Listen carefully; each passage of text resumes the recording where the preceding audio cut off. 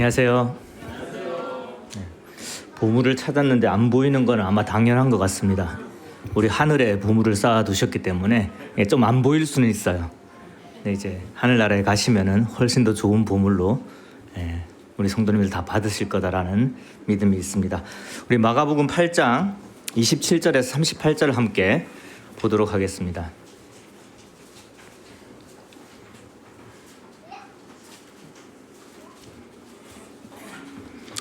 신약성경 67페이지에 있습니다. 마가복음 8장 27절입니다. 제가 읽어드리도록 하겠습니다. 받으신 주보에도 인쇄되어 있으니까 주보를 보셔도 되겠습니다. 예수와 제자들이 빌립보 가이사랴 여러 마을로 나가실새 길에서 제자들에게 물어 이르시되 사람들이 나를 누구라고 하느냐. 제자들이 여짜와 이르되 세례 요한이라 하고 더러는 엘리야 더러는 선지자 중에 하나라 하나이다.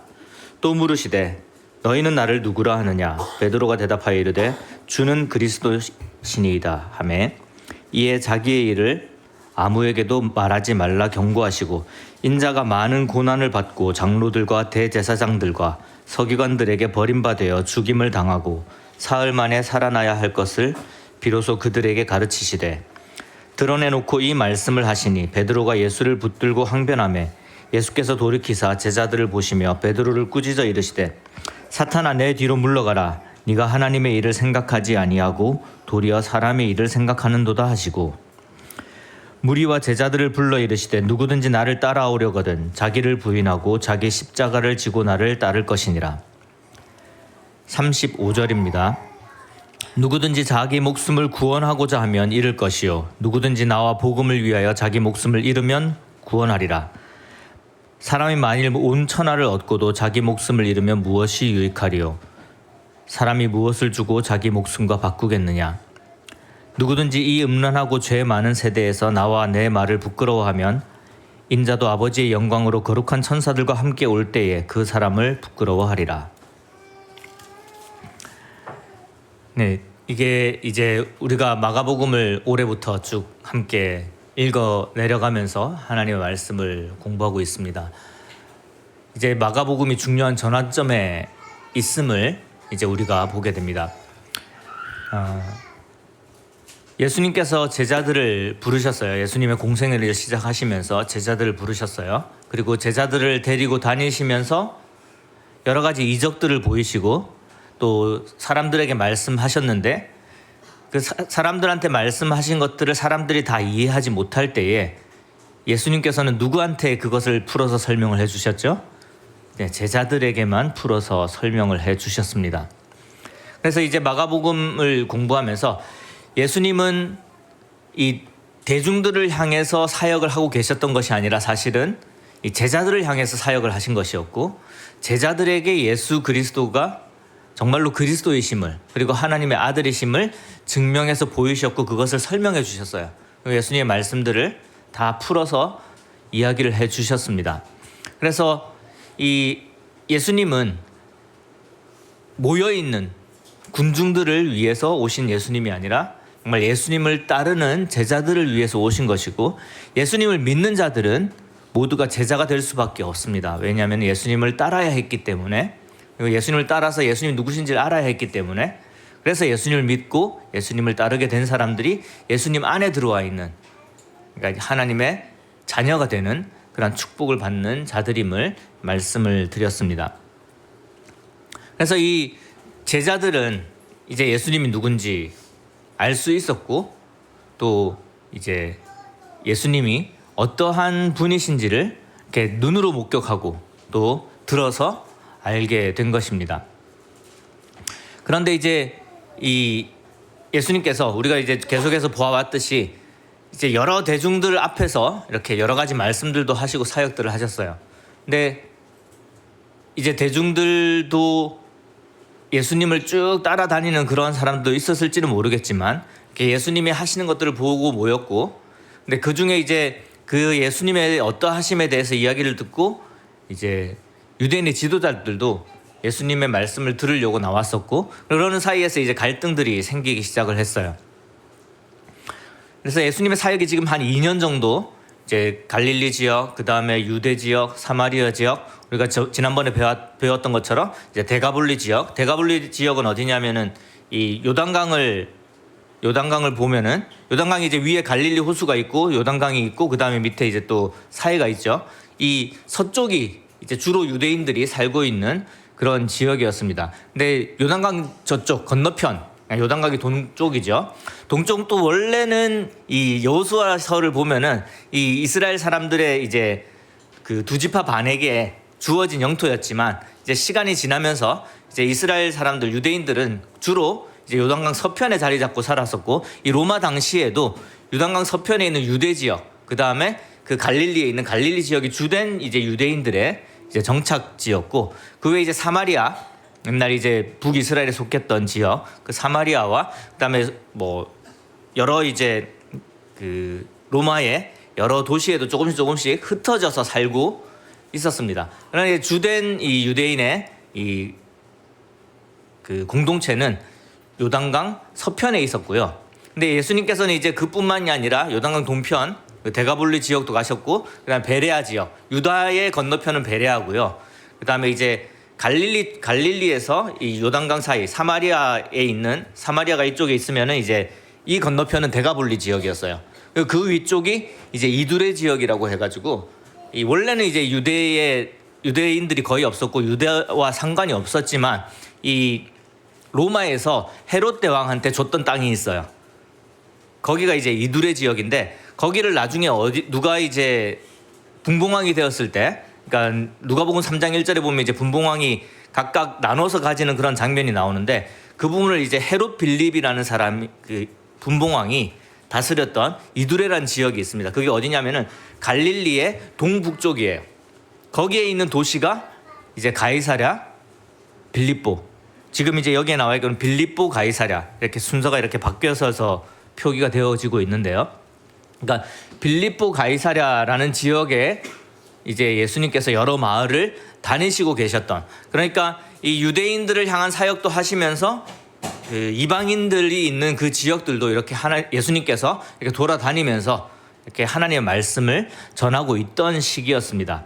근데 이제 이 시기가 지나고 나면 예수님은 이제 그 유대 지역과 그다음에 베레아 지역과 이쪽도 이렇게 다니시면서 결국 이제 마지막 종착지로서 이 예루살렘을 향하고 계셨던 그런 이제 예수님의 사역이 1년도 남지 않았던 그런 시기입니다. 그때 이제 이 지역들을 예수님께서 다니고 계셨던 거예요. 사실 이제 이 빌립보 가이사랴라는 지역이 정확하게 어딘지 고고학적으로 잘 모르고 있어요, 사람들이. 그런데 이제 추정을 하기에 가장 어디에 가깝다라고 생각을 하고 있냐면은 헤르몬산과 가까운 도시다라고 생각을 하고 있어요. 왜 그럴까요? 그 다음 나와 있는 장면과 조금 관련이 있습니다.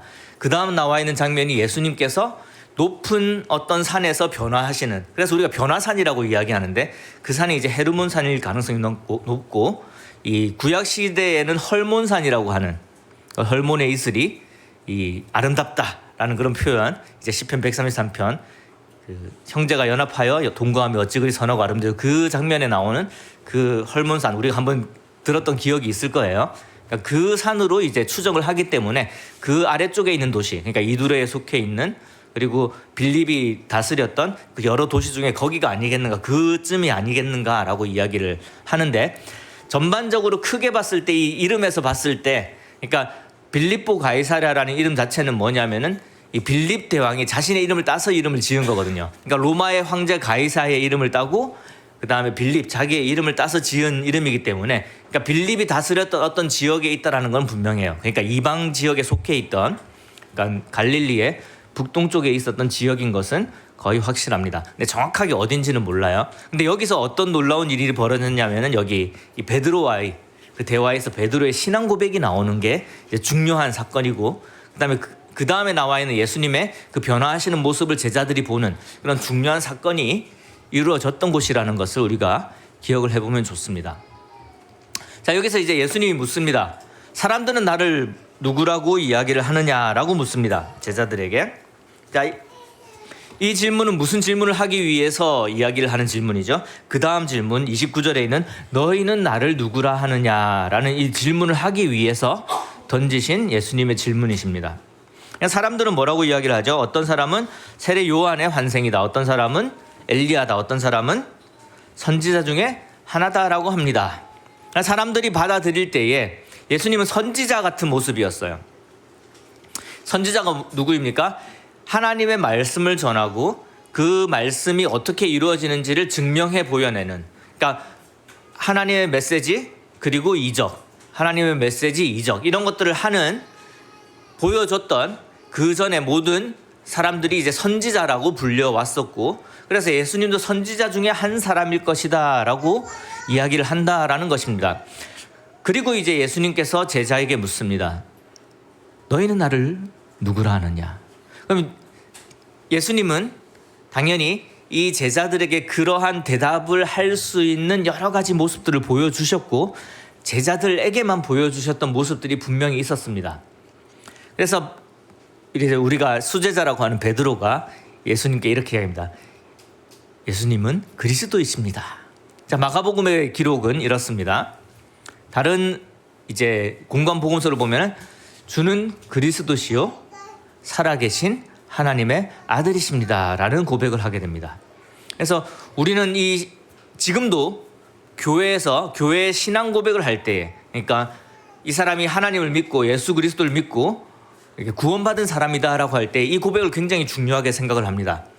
주는 그리스도시요 하나님의 아들이십니다. 그리고 거기 한 가지 더 붙이죠. 아직까지 베드로는 보지 못했고 아직까지 이해를 못하지만 우리의 신앙 고백에 뭐 하나가 더 있습니까?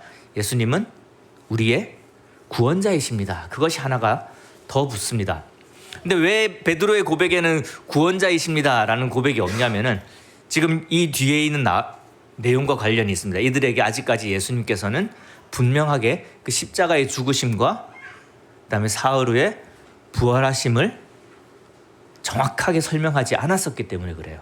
근데 이것까지 더해지면은, 그러니까 십자가의 죽으심과 부활하심까지 더해지면 예수님은 어떤 분이십니까? 우리의 죄를 다 지시고 죽으시고 다시 부활하심으로써 우리의 죄의 문제를 해결해 주신, 우리가 죄로 인해서 죽을 수밖에 없었던 우리를 완전히 구원해 주신 구원자가 되시는 것입니다.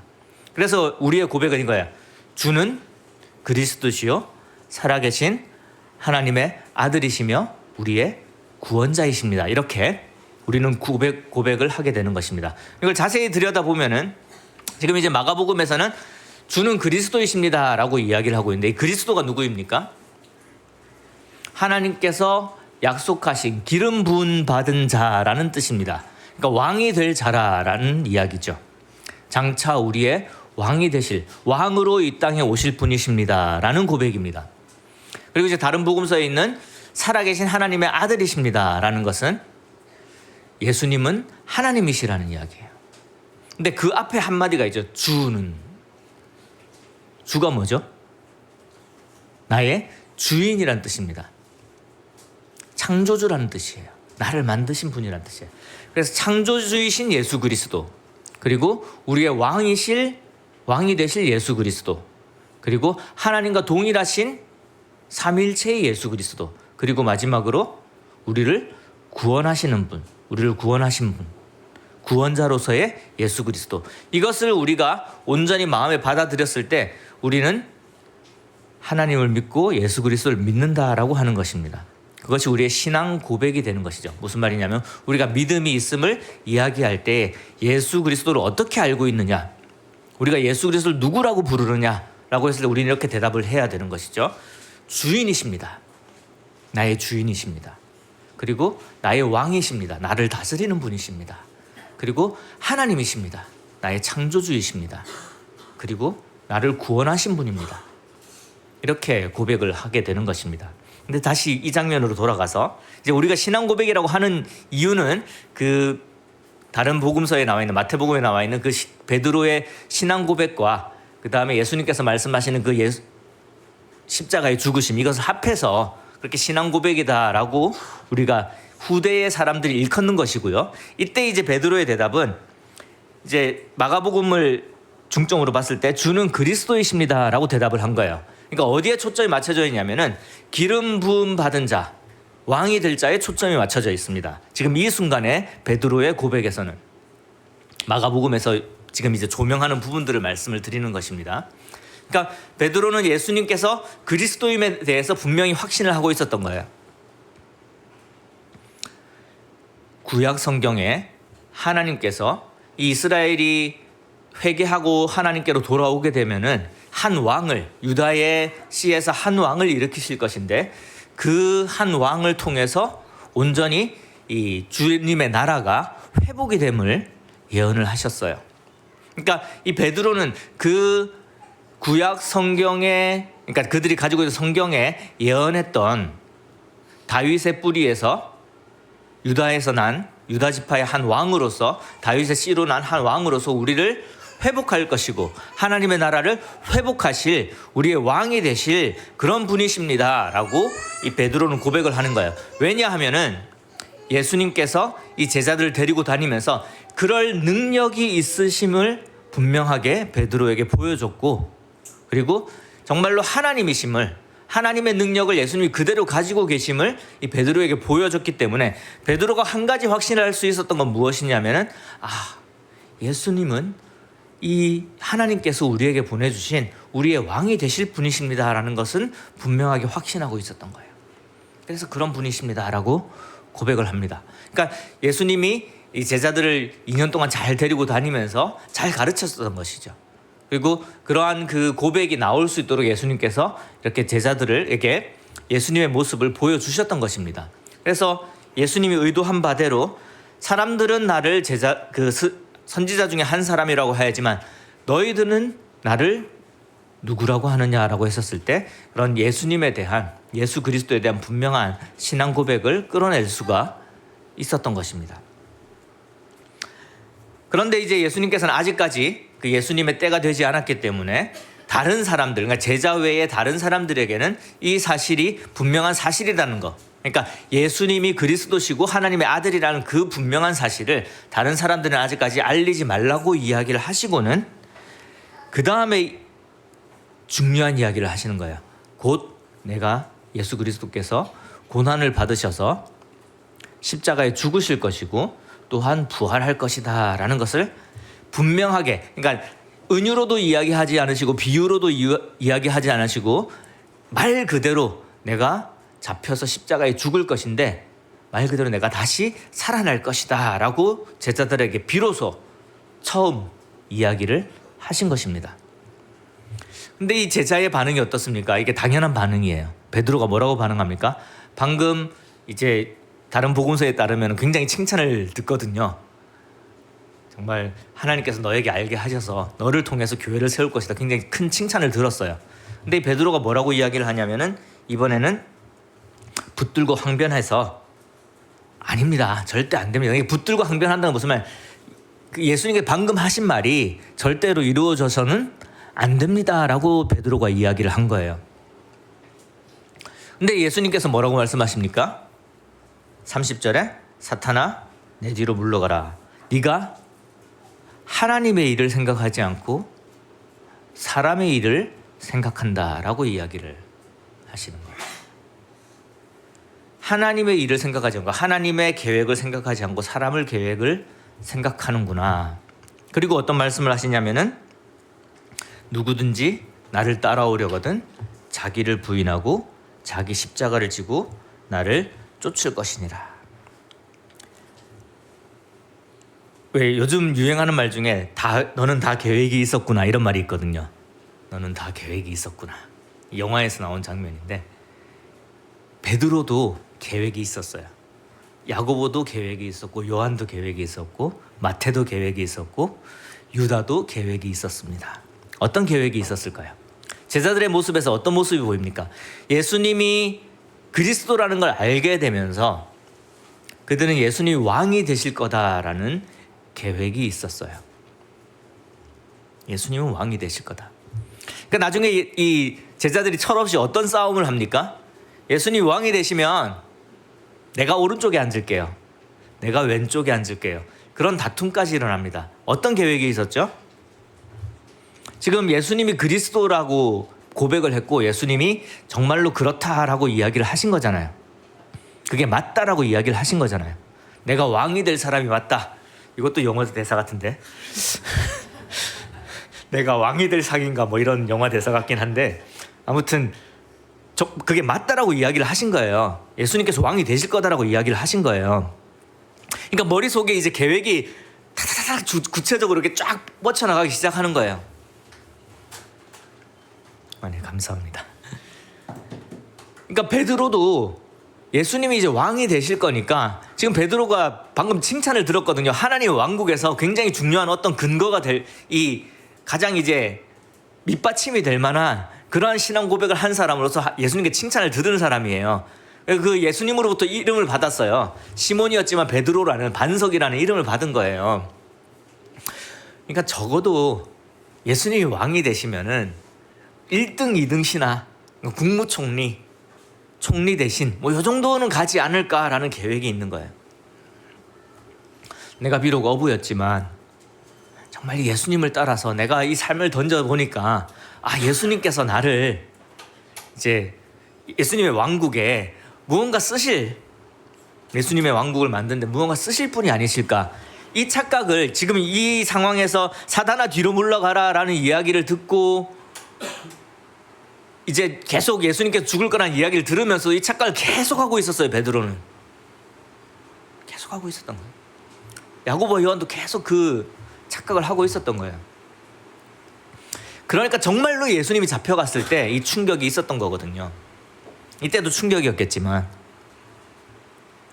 그 나머지 한 9개월 정도 이제 예수님이 6월절에 십자가에 달려 돌아가실 때까지, 그때까지 그 약간의 미련을 버리지 못한 그게 뭐였냐면 계획이에요. 나의 계획이에요. 계획이 있는 거예요.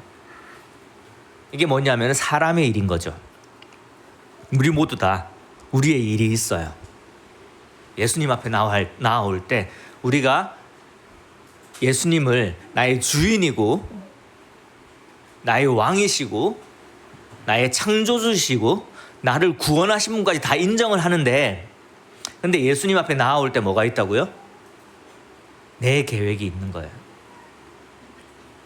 나의 일이 있는 거예요. 내가 할 게 있는 거죠. 예수님 안에서, 교회 안에서 내가 하고 싶은 게 있는 거예요. 근데 그걸 아직까지 버리지 못했어요, 베드로가. 그래서 예수님 왕이 되실 거니까 이제 머릿속에 이제 계획이 쫙쫙 섰거든요. 이렇게 하면 되겠구나. 드디어. 뭐 베드로만 이랬겠습니까? 이 예수님의 제자 중에 열심당원도 있었거든요. 드디어 로마가 물러나는구나. 드디어 이스라엘이 다시 독립하는구나. 드디어 헤롯이 이제 사실 이제 뭐 나중에 이제 우리가 배우기는 하겠지만 헤롯은 정통 왕이 될 수 있는, 이스라엘의 왕이 될 수 있는 자격을 갖추지 않았어요. 유대인에 따르면. 왜 그렇죠? 유다 지파가 아니었고 심지어 정통 유대인이 아니었어요. 오히려 이제 에돔 쪽이었죠. 그러니까 야곱이 이스라엘이잖아요. 야곱이 이스라엘인데 야곱의 형이 이제 에서란 말이에요. 에서의 이제 자손들이 에돔 사람들이거든요. 그러니까 그 피에 있던 그런 왕이었기 때문에 정말로 이제 이 유대인 정통주의들은 이 헤롯을 왕으로 인정을 안 해요. 그래서 이제 항상 헤롯 당원과 이렇게 갈등을 가지고 있을 수밖에 없는 게 이제 열심 당원들이거든요. 그러니까 이 사람들 볼 때는 예수님이 유다의 이 자손으로 우리에게 와서 기름 부음 받은 자로서 왕이 되실 거구나. 이제 계획이 서는 거예요. 로마를 이렇게 물리치고 저 헤롯 당들을 물리치고 드디어 제대로 된 우리 유대 왕국이 다시 서는구나. 계획이 생기는 거예요. 마태는 어떤 생각을 했을지 모르겠어요. 우리 이 마가복음에서 보면 이제 마태가 이 세리로서 이렇게 있다가 예수님을 쫓아갔거든요. 마태도 이제 계획이 생겼겠죠. 내가 이때까지 참 로마의 앞잡이를 하면서 로마를 위해서 세금을 거두면서 참 우리 민족들에게 되게 미움을 샀었는데 이제 예수님이 왕이 되시면은 내가 이제 이 우리나라를 관리하면서 좀 더 떳떳하게 하나님의 일을 하면서 참 제대로 된 그런 이제 뭐 재무부 장관 정도는 되지 않을까, 뭐 이런 계획이 섰을지는 모르겠어요. 아마도 가장 많은 배신감을 느꼈던 사람은 가룟 유다일 가능성이 높겠죠. 그러니까 이제 실행까지 옮기잖아요. 예수님을 이렇게 팔아 넘기는. 아무튼 각각 이렇게 다 자기가 가지고 있는 계획들이 있었는데 예수님께서 죽으신다라고 하니까 지금 이제 우리가 우리 관점에서 생각을 하면 안 되는 거예요. 하면서 이 제자들의 관점에서 한번 잘 생각을 해봅시다. 예수님이 그리스도래요. 왕으로 오신 분이래요. 그리고 정말 예수님은 왕으로 곧 왕이 되실 분입니다. 이렇게 이야기를 했는데 죽을 거다라고 이야기를 하는 거야. 이건 어떤 거냐면 지금 다윗이 사울에 쫓겨서 이제 도망 다니고 있는데 다윗을 따랐던 많은 젊은이들이 있었거든요. 이 사람들이 왜 다윗을 따랐냐면 다윗이 기름 부음 받았기 때문에 그래요. 사무엘로부터. 그래서 곧 왕이 될 것이라는 것에 대한 확신이 있었기 때문에 그 하나님의 말씀을 듣고 이 사람이 왕이 될 거니까 이 사람을 열심히 도와야 되겠다. 그런데 다윗이 뭐라고 하는 거랑 똑같은 거예요? 나 내일 죽어, 사울한테 잡혀서. 이거랑 똑같은 거예요. 그러면 당연한 반응이 뭐죠? 안 됩니다예요. 하나님의 뜻을 이루셔야죠. 왜 죽으러 가십니까? 안 됩니다. 이게 굉장히 당연한 반응인 거예요. 그 당연한 반응을 했는데 예수님께서 사탄아 뒤로 물러가라 라고 이야기를 하시면서 네가 사람의 일을 생각한다, 하나님의 일을 생각하지 않는다 라고 말씀하시는 거예요. 이 당연한 반응이에요. 그러니까 예수님께서 말씀하시는 이 그리스도 하나님의 나라가 네가 생각하는 그 너의 계획 속에 있는, 사람의 생각 속에 있는, 사람의 일 속에 있는 그런 하나님의 나라가 아니다라는 것을 말씀하시는 거죠. 그러면서 더 무서운 말씀을 하십니다. 십자가에 달려 죽을 거다, 그리고 다시 살아날 거다라고 이야기를 하는데 이 베드로가 안 됩니다라고 하니까 사탄아 물러가라. 네가 하나님의 일을 생각하지 않고 사람의 일을 생각하는구나. 너희들이 계속 나를 따라오려거든 너를 부인하고 네 십자가를 지고 나를 따라오너라 라고 바로 그 다음에 말씀을 하시는 거예요. 사람의 일을 생각하고 나의 계획을 세우고 있는 이 제자들에게 뭐라고 이야기하신다고요? 너를 부인하고 네 계획을 접어라 라는 이야기. 네가 지금 머릿속에 굴리고 있는 네 계획을 접어라 라는 거예요. 우리가 예수님 앞에 나아갈 때에 사실 이제 교회에 나오는 사람들이 계획이 있지 않겠습니까? 신앙에 대한 내가 믿고 싶은 목적이 있지 않겠습니까? 처음에 교회 나올 때요. 나의 마음이 어려우니까, 내가 육체적으로 힘드니까, 내가 이 땅에서 뭔가 이루고 싶은 게 있으니까 그렇게 교회를 나와요. 그리고 하나님이 놀라운 분이신 걸 알게 되죠. 모든 것을 하실 수 있는 분이심을 알게 되죠. 그러면서 기도를 합니다. 뭐에 따라서요? 나의 계획에 따라서, 사람의 일에 따라서 그렇게 기도를 하고 하나님 앞에 계속해서 나옵니다. 그리고 예배를 드리면서 내가 주님을 믿습니다. 그러니 뭐가 다시 살아나죠? 내 일이 살아나는 거예요. 사람의 일이 살아나는 거예요. 근데 예수님이 말씀하시는 교회는 앞으로 베드로를 통해서, 제자들을 통해서, 그 믿음을 통해서 만들어질 하나님의 나라는, 이 나라가 교회입니다. 이 땅에서. 이 하나님의 나라는 그런 곳이 아니다라는 걸 말씀하는 거예요. 네 생각대로 되는 게 아니다. 네 생각을 접고 들어와라. 그 다음에 뭘 따라야 되는 거죠? 자, 사람의 일을 생각하고 하나님의 일을 생각하지 않는다라고 이야기를 했어요. 너를 부인하고 십자가를 져라. 이게 무슨 말이에요? 십자가를 져라는 게. 첫 번째로 자기 부인이죠. 그렇죠? 내가 죽어야 되니까. 두 번째는 뭡니까? 왜 십자가를 지는 겁니까? 하나님이 나에게 주신 나의 인생의 목적을 짓는 거예요. 예수님의 십자가가 무엇입니까? 예수님의 십자가는 예수님의 죽음을 의미하기도 하지만 예수님은 왜 이 땅에 오셨냐는 거예요. 하나님이 예수님을 이 땅에 보내신 단 하나의 목적, 그것이 십자가입니다. 그러면 예수님께서 제자들에게 너를 부인하고, 자기를 부인하고 네 십자가를 지고 나를 따르라 라고 했을 때는 무엇을 의미하는가 하면 너의 생각을 접고, 너의 계획을 접고, 너의 자아를 접고, 너의 욕심을 접고, 네가 하고 싶었던 일을, 네가 네 삶을 통해서 이루고 싶었던 일을 접고, 이제는 하나님이 너에게 주시는, 하나님이 너를 구원하시고 너를 이 땅에 보내신 그 목적을 이제 짊어져라 라는 것이죠. 그것이 뭐예요? 예수 그리스도를 따르는 것입니다. 왜요? 예수님도 그랬었잖아요. 예수님의 그 엄청난 그 생명을, 그 영원한 생명을 십자가에 희생하시고요, 하나님의 뜻대로 순종하셨습니다. 예수님을 따르는 거는요, 나의 생각, 나의 일, 나의 욕심, 나의 계획을 접는 거예요. 거기서 시작하는 거예요. 그 다음에 하나님이 나에게 주신 그 십자가를 지는 것입니다. 그래서 예수님은 제자들에게 이제 가장 중요한 질문을 하시는 거야. 네가 내가 세우는 하나님의 나라에 들어가고 싶으냐? 너희가 나를 그리스도라고 하지 않았느냐?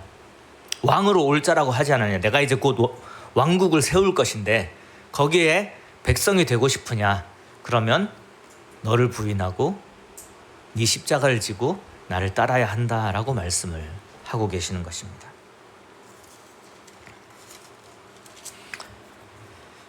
그러면서 이렇게 말씀하시죠. 35절입니다. 누구든지 자기 목숨을 구원하고자 하면 잃을 것이요 누구든지 나의 복음을 위하여 자기 목숨을 잃으면 구원하리라. 누가 구원하시겠다는 거죠? 예수님께서. 언제요? 거룩한 천사들과 함께 올 때에 그 사람의 목숨을 구원할 거다라는 이야기예요. 언제요? 내가 내 목숨을 얻고자 할 때가 아니라 누구를 위해서요? 예수님을 위해서. 그리고 무엇을 위해서요? 예수 그리스도의 복음을 위해서요.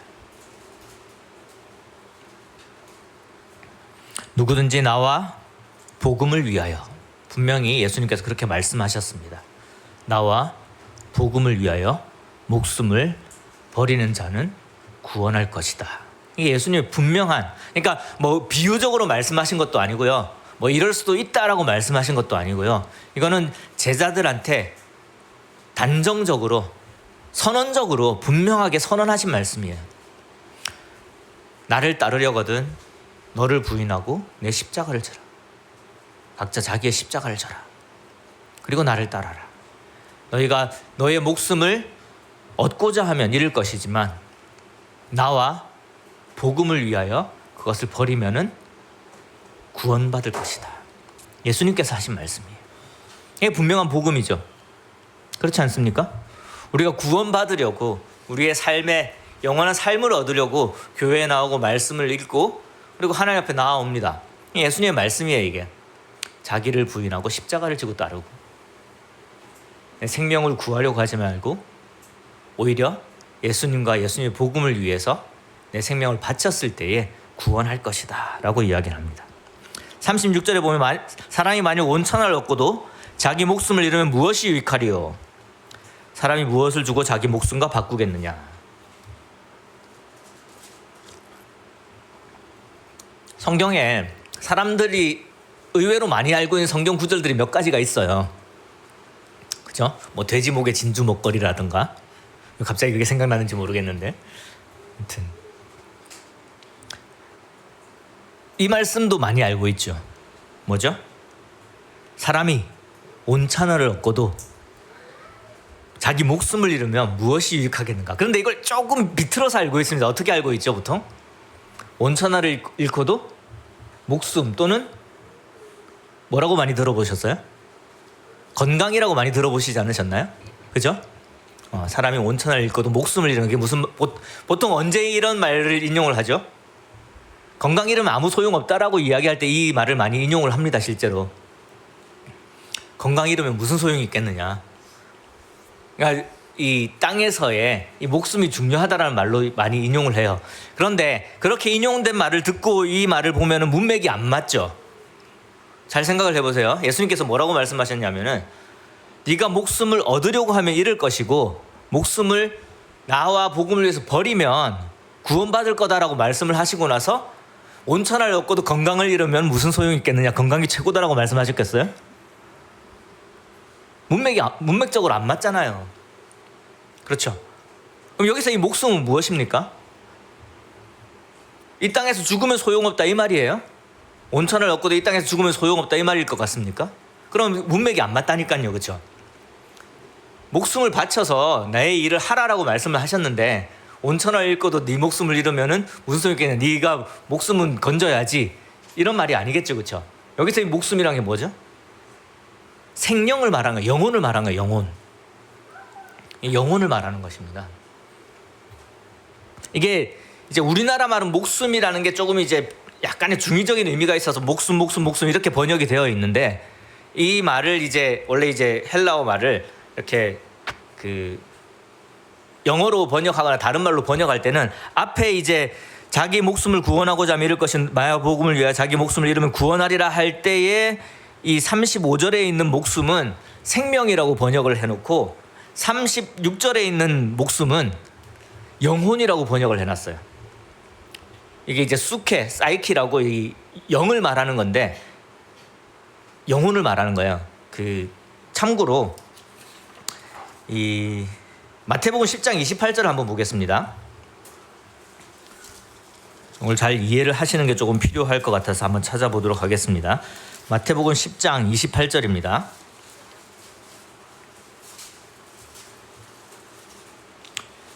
몸은 죽여도 영혼은 능히 죽이지 못하는 자들을 두려워하지 말고 오직 몸과 영혼을 능히 지옥에 멸하실 수 있는 이를 두려워하라 라는 말씀이 있거든요. 여기서 이제 몸과 영혼을 분리해서 이야기를 하고 있죠.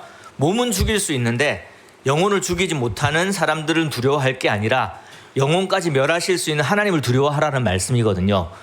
여기서 몸과 영혼을 분리해놨는데 요 몸이 이제 바디라면은 이 영혼이라고 되어 있는 요 말이 이 말이 지금 우리가 보고 있는 마가복음 8장에 나와 있는 이 목숨이란 말로 똑같은 원어를 그렇게 다르게 번역을 한 거예요. 동일한 말을. 그러니까 무슨 말인지 아시겠죠?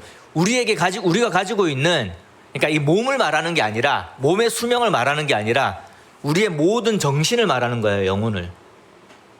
이 영혼은 어떻게 되죠? 이 몸이 죽고 나도 어디에 갑니까? 하나님 앞에 서는 거예요. 우리가 죽는 순간 우리의 영혼이 하나님 앞에 선다고요. 하나님이 뭐 하시죠? 이 영혼을 능히 멸하실 수 있는 분이세요. 그러면 어떤 영혼을 구원하고 어떤 영혼을 멸하실 것이냐라는 그에 대한 해답이 지금 마가복음에 있는 겁니다.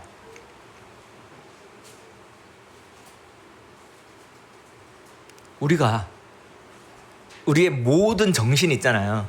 우리의 모든 영혼, 우리의 모든 생명을 어떻게 해야 된다는 말씀이냐면은 예수 그리스도를 위해서, 예수 그리스도의 복음을 위해서 다 바쳐야 된다라는 이야기예요.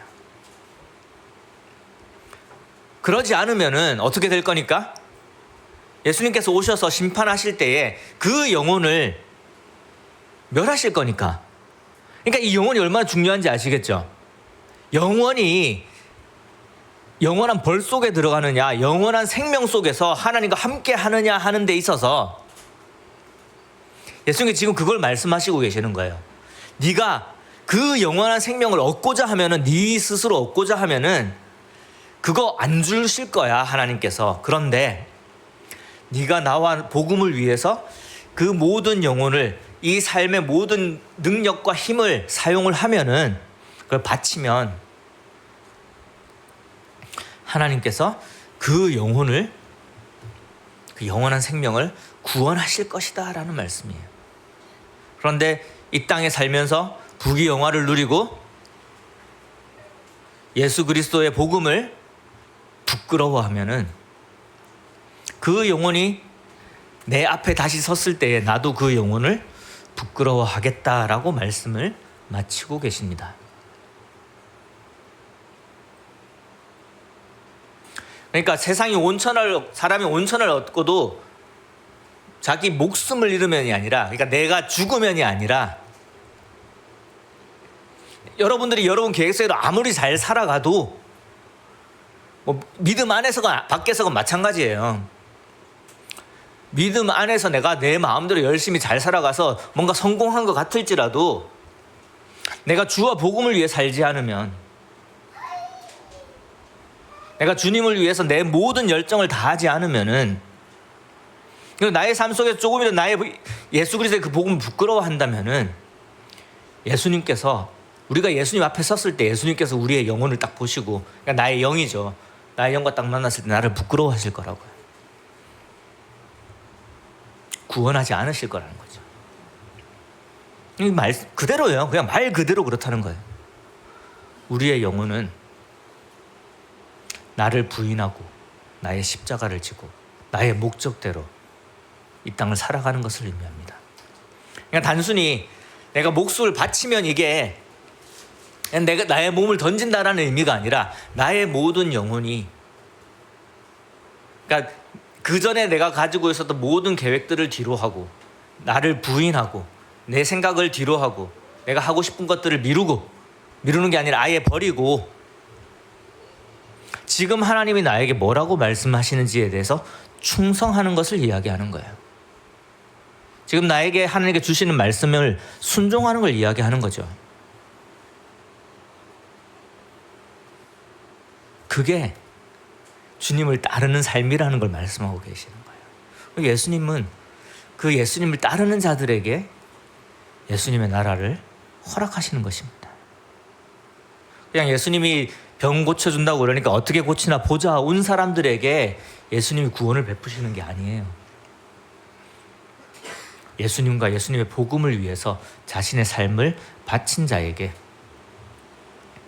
이 삶은 단순히 그냥 내가 목숨을 끊는다 이게 아니라는 거죠. 그것도 포함되는 거죠, 당연히. 왜냐하면 희생이 포함되는 거니까. 근데 좀 더 정확하게 이야기를 하자면은 내 모든 이 마음과 힘과 열정과 영혼을 다 쏟아서 하나님을 위해서, 하나님이 나에게 주신 그 목적대로 살아가는 것을 의미하는 거예요. 십자가가 다를 수는 있어요. 예수님에게 주신 십자가는 말 그대로 십자가에 달려 돌아가시는 거였죠. 죽는 거였죠. 베드로에게 준 십자가가 다를 수가 있고 요한에게 준 십자가가 다를 수는 있어요. 다른 말로 하자면은 하나님께서 우리에게 하나님의 나라에서 어떤 역할을 하실지는 하나님께서 은사를 통해서, 성령님을 통해서 다르게 주실 수는 있습니다. 근데 거기에 내가 온 영을 다해서 이 심령을 다해서 충성할 수 있느냐를 예수님께서는 물어보고 계십니다. 그렇게 할 수 있는 자들에게 나를 따라오라라고 말씀하시는 거예요. 그게 예수님의 제자라고 말씀하시는 거예요. 그 찬송가 461장에 보면은 십자가를 질 수 있나 주가 물어보실 때 죽기까지 따르오리 저들 대답하였네, 이런 가사가 있습니다. 우리의 심령이, 영혼이, 이게 소울이에요. 소울. 여기서 말하는 목숨이에요. 우리의 심령이 주님의 것이니 이제 나의 일이 나타나는 것이 아니라 나를 통해서 하나님의 일이 나타나기를 원합니다. 당신의 형상을 만들어 주십시오. 주인도 따라 살아갈 동안 충성을, 사랑과 충성을 다 바치겠습니다. 저는 이 구절이 아마 이 빌립보 가이사랴 여기서 일어났던 예수님과 이 베드로의 대화를 잘 읽어보고 거기서 이제 감동을 받아서 쓴 가사라는 확신이 듭니다. 이 내용을 그대로 담고 있으니까요. 한번 다음에 언제 기회가 되시면 이 찬양을 들으실 때에 이 말씀을 떠올려 보시면 좋겠어요. 네가 너를 부인하고 네 계획을 접고, 그런 거죠. 그러니까 뭐 요즘 하는 말로서 우리가 주님을 만나기 전까지는 다 계획이 있어요. 그렇죠? 주님을 만나고 우리가 주님을 따르려면은 이제 이 계획은 접어야 되는 거예요. 나의 생각은 접어야 되는 거예요. 그리고 주님, 나에게 무엇을 원하십니까? 내가 주와 복음을 위해서 내 모든 삶을 쓰겠습니다라는 고백을 해야 되는 것이죠. 그래서 만들어지는 것이 하나님의 나라예요. 하나님의 나라가 얼마나 큰 힘이 있겠습니까? 어떤 세상의 재물과 어떤 세상의 권력으로도 넘어오지 않는 사람들이 하나님의 나라를 구성하고 있는 거예요. 우리 교회의 역사를 보면 알 수 있잖아요. 교회가 어떤 시기를 지나왔습니까? 모든 것으로 다 협박을 해도 그 하나님의 나라는 흔들리지 않았어요. 왜냐하면 예수님께서 십자가를 지라고 제자들을 데리고 가서요, 정말로 십자가에 죽으셨는데 부활하셨기 때문에, 승리를 보여주셨기 때문에 그렇습니다. 성도님들 투자하는 거 좋아하세요?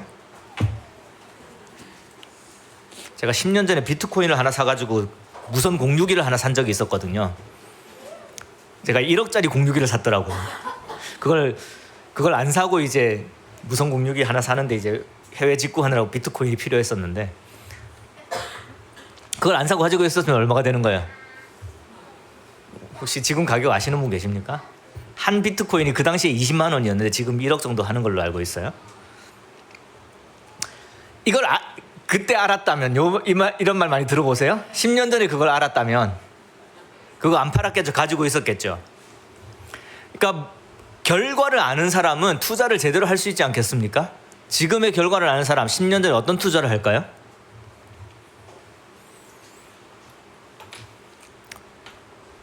내 삶을 어디에 투자하면 어떻게 되는지 결과를 모르십니까? 그걸 묻고 싶어요. 그 결과를 모르세요? 여러분 10년 전으로 돌아가면 비트코인 사지 않으시겠어요? 그런데 여러분 이 생각을 하나님 앞에서 하게 될 수가 있어요. 하나님 앞에 서서 내가 다시 내 삶으로 돌아간다면은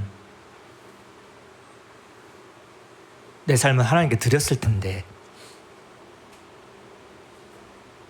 그게 매일매일 후회가 되는 삶을 살게 된다는 거예요. 결말을 알잖아요. 예수님께서 결말을 보여주고 가셨다고요. 예수님을 위해서 목숨을 바치는 삶이 어떤 결말을 가지고 오는지 예수님께서는 그 하나님께 충성함으로써 하나님이 다시 살려주시는 그 부활을 보여주고 가셨어요. 결말을 모르신다면은 투자에 주저할 수 있는 거예요. 결말을 모르면은. 근데 결말을 모르신다면 여기서 하나님께 예배드리는 게 잘못된 거죠. 그렇지 않습니까? 결말을 아니까 우리가 하나님께 예배드리고 있는 거 아닙니까? 그런데 후회하는 삶을 살지 않았으면 좋겠어요. 저도, 성도님들도. 결말을 아는 투자예요. 이게 뭐 20만 원에서 1억 되는 그 수준의 뻥튀기가 아니에요. 여러분 앞으로 살아봤자 100년 이상 더 살 사람 여기 없는 걸로 알고 있습니다. 모르겠습니다. 뭐 하원이나 뭐 그 당시에 이제 100년 더 살 수는 있겠지만, 그걸 투자를 안 해서 하나님 앞에서 부끄러움을 당하는 일이 없는 우리 성도님들이 제가 되기를 기도합니다.